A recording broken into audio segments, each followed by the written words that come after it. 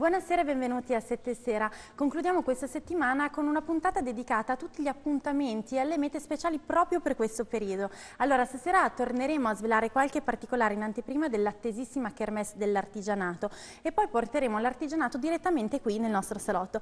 Prima di tutto però andiamo a vedere come sta il settore della produttività artigianale, cercheremo di capire se è un settore che va in controtendenza o meno e cercheremo soprattutto di capire quanto può essere importante per i giovani perché loro spicchino il volo insomma, nel mondo del lavoro. Lo facciamo insieme al presidente IGF ISPA Antonio Intiglietta, buonasera e benvenuto. Buonasera. E a Paolo Galpiati, presidente del comitato organizzatore di Artigiano in Fiera, buonasera e benvenuto. Buonasera. Allora iniziamo subito dando delle date perché ormai questa Kermesse che è veramente attesissima e qui è vicinissima. Quando sarà? E sarà dal sabato 1° dicembre a domenica 9 dicembre, come sapete, come al solito nei giorni festivi, dalle ore 10 alle ore 22:30, compreso il giovedì che introduce il grande lungo ponte di Sant'Ambrogio. Anche giovedì faremo dalle ore 10 alle ore 22:30, invece nei giorni feriali, quindi lunedì, martedì e mercoledì, dalle ore 15 alle ore 22:30. Benissimo, stiamo già vedendo qualche bellissima immagine, qualche anticipazione di quello che è stato e quello che poi vedrete. Iniziamo subito a capire un po' come sta allora l'artigianato. Cerchiamo di vedere, è un periodo di crisi, è un periodo difficile dove spesso i conti non tornano e si è in rosso. L'artigianato però ha resistito e anzi ha registrato dei dati in controtendenza, si registrano dei più. Dove e come mai soprattutto?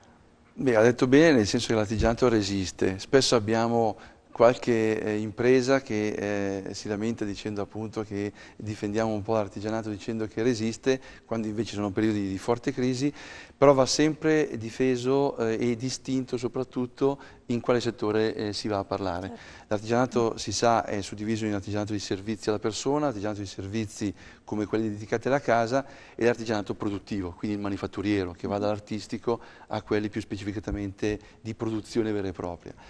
È vero che poi, comprendendo anche l'edilizia, spesso quando si dice che l'artigianato è in crisi, in un periodo come questo, tutto ciò che deriva dall'edilizia, dai suoi derivati, quindi da quelle che sono magari anche le decorazioni interne, i decoratori, gli imbiancatori, tutte queste categorie che fanno parte dell'artigianato, ne risente. Però è anche vero che molti settori sono comunque con un segno positivo. Settori che magari hanno avuto una forte spinta perché soggetti magari a un turnover al proprio interno, con magari anche settori legati all'artigianato, ma un artigianato di innovazione, un artigianato con idee nuove rispetto alla tradizione e a quello che è visto nelle piccole imprese, nei piccoli laboratori, però anche settori che magari sono da traino e magari non vengono valorizzati. Per cui è anche vero che il piccolo imprenditore ha scoperto anche le vie dell'esportazione e forse è giusto dire che senza andare all'estero una vetrina come Artigianato in Fiera in casa, quindi a Milano come Fiera Internazionale, è sicuramente un primo approccio che può dare questi segnali positivi. Certo, assolutamente. Allora abbiamo capito che è importante comunque ricordarci una piccola differenziazione del settore di cui stiamo parlando, però diciamo che in linea di massima spesso si è sentito dire appunto l'artigianato non è colpito, non è vero, l'artigianato però è quello che ha dimostrato un po' più forza, che è un valore che voi volete riportare alla fiera stessa, all'artigiano in fiera, perché c'è la persona che produce direttamente, che parla di qualità direttamente, che ha la forza di andare avanti, magari di prendere qualche idea nuova e di avere il coraggio di aspettare che le cose migliorino, è così? Certo, anche perché a differenza tra le grandi multinazionali e le grandi imprese che credono che la risoluzione del loro bilanci le fanno licenziando la gente e riducendo i costi, l'artigiano invece fa il contrario, investe sulla gente e stringe la cinghia. Questo perché?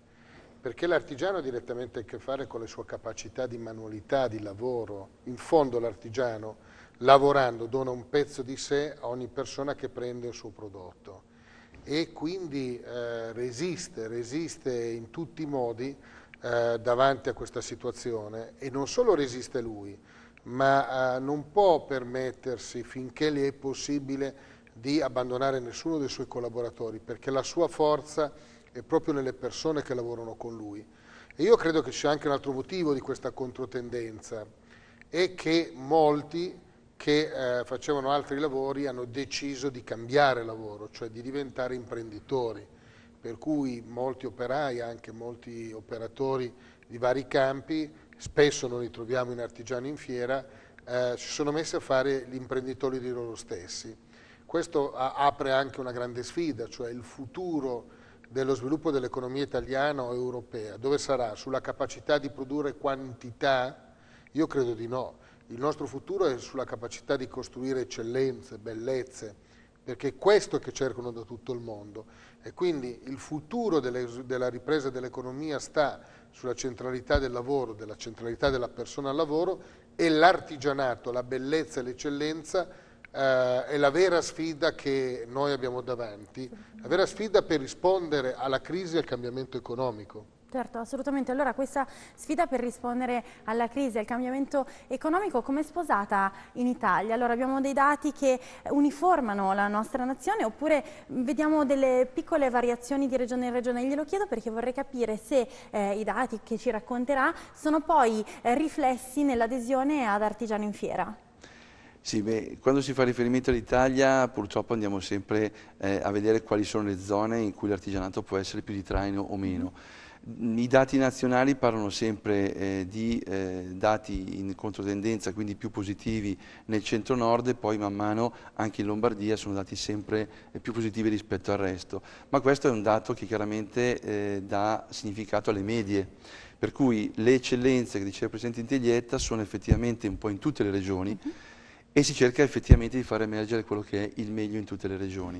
Un dato importante è sull'occupazione, perché l'artigianato crea occupazione, chiaramente ci sono dei settori in cui purtroppo non si può negare che ci siano dei cali di occupazione, ma sono percentuali veramente irrisorie rispetto a quello che invece lascia purtroppo percepire l'industria in un momento così poco felice. Le risorse dell'artigianato sono effettivamente risorse, spesso i collaboratori, gli operai, i dipendenti sono imprese, sono diciamo, da considerare come la famiglia, quindi è sempre un'impresa familiare anche quando si ha all'interno dei collaboratori che sono esterni, e l'investimento che si fa in queste persone è sempre un investimento che non si vuole mai perdere, perché un licenziamento e una persona in meno nella propria azienda vuol dire ricominciare, ricostruire e a far così imparare l'arte e il mestiere.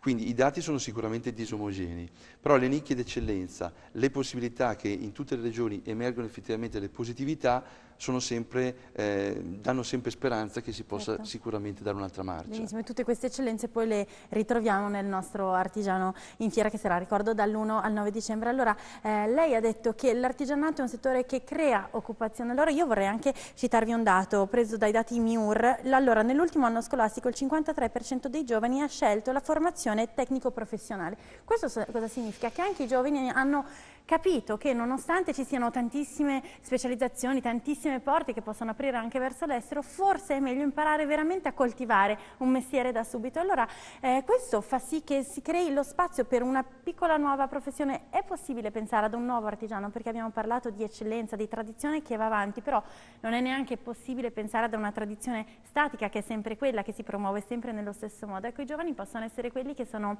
il tassello mancante tra la richiesta che arriverà, le esigenze che si sentiranno e quello che c'è sempre stato. Allora ci può essere questa vera nuova figura? È così vero che noi nell'Artigiano in Fiera abbiamo organizzato degli spazi in cui i giovani fanno da protagonisti, no? Tutta l'area del padiglione 4 di moda e design sono proprio l'esempio di un luogo dove i giovani, spesso laureati, spesso si mettono insieme per produrre nuovi prodotti di design, oppure sartoria, oppure in abitare la casa, arredamento. Sono proprio l'esempio di come l'innovazione tecnologica, la formazione, la tradizione messe insieme generano una novità e generano una continuità, perché il futuro si deve misurare anche per gli artigiani con due grandi scommesse, l'innovazione e la globalizzazione. Pensare di poter sviluppare nei prossimi anni un'attività artigianale deve fare i conti con questi due elementi fondamentali del cambiamento, e d'altra parte si esce dalla crisi se si cambia, e si cambia se si torna a diventare giovani e se si dà spazio ai giovani a giocare fino in fondo la propria professionalità, la propria conoscenza, la propria capacità di mettere nella storia dell'artigianato e nella bellezza dell'artigianato tradizionale l'innovazione. Benissimo, allora abbiamo ancora pochi secondi, li uso per chiedere, lei è il presidente del comitato organizzatore di Artigiano in Fiera, per cui rappresenta un po' le voci di tutte le piccole aziende che hanno deciso di partecipare. C'è stata una richiesta particolare, una aspettativa particolare che hanno avuto per questa edizione, magari più forte di quelle degli anni scorsi? Ma sicuramente lo spirito è quello di vedere una ripartenza dell'artigianato, quindi il fatto di aver confermato sicuramente in numerosità elevata le presenze dà proprio lo spirito di quasi controtendenza rispetto alla crisi. Vuol dire continuare a decidere di investire 9 giorni in fiera, continuare a non perdere tempo lontani dalla propria bottega, ma intervenire aggredendo il mercato. E in questo caso la vetrina di Artigiano in Fiera è ideale perché il mercato ti arriva in casa, perché è come se tu trasferissi la tua bottega per 9 giorni. Certo, e bastano effettivamente solo 9 giorni per entrare in contatto con tantissime realtà. Allora si entra in contatto con la realtà assolutamente italiana, perché è un pubblico italiano ma anche decisamente straniera, ma non solo europea, perché sono tantissimi i paesi che partecipano e quindi anche magari degli inizi di progetti insieme comuni, si può guardare all'estero anche in modo diverso, può essere un trampolino di lancio decisivo. Pochi giorni bastano? No, pochi giorni sono l'inizio di questo lavoro e indubbiamente noi quest'anno apriremo un grande dibattito e riflessione con i nostri artigiani mentre incontreranno dal 1° al 9 dicembre milioni di persone. E la domanda è come abbiamo fatto un salto dalla propria bottega alla grande fiera di Milano, come possiamo fare un altro salto per cui la nostra fiera, l'Artigiano in Fiera, diventi una finestra verso il mondo. E questa sfida è quello che ci aspetta nei prossimi anni. Benissimo, allora vedremo questa sfida da vicino. Io vi ringrazio per averci iniziato a svelare un po' tutto quello che c'è dietro all'Artigiano in Fiera. Presidente, lei rimanga con me perché subito dopo la pubblicità porteremo l'artigianato qui, quindi vi sveleremo vari particolari. Grazie, grazie infinite e ci vediamo man mano per continuare a raccontare del nostro Artigiano in Fiera, va bene? Grazie a voi. Grazie, un pochino di pubblicità, restate qua.